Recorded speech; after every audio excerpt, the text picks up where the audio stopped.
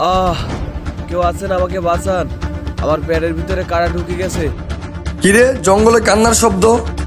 কেউ আছেন, আমাকে বাঁচান। মনে হয় এদিক দিয়ে যাই তো, একটু দেখে আসি তো। আহ আহ আহ আরে ভাই, আপনার কি হয়েছে? আর আপনি জঙ্গলে চিল্লাইতেছেন কেন? জঙ্গলতে আসার সময় আমার পেটের ভিতরে হঠাৎ করে কাটা ঢুকে গেছে। এই কাটাটা একটু বের করে দেন ভাই, একটু কাটাটা বের করে দেন। আরে আজান দিতেছে, নামাজের সময় হয়ে গেছে ভাই, চলেন নামাজটা পড়ে আসি।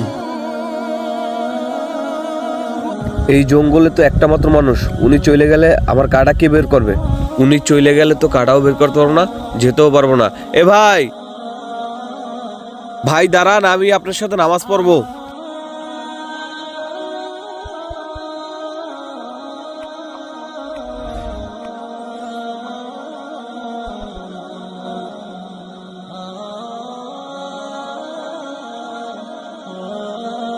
আরে ভাই, আপনার কাটা গেল কোথায়? ভাই আমি যখন নামাজে ছিলাম তারপর।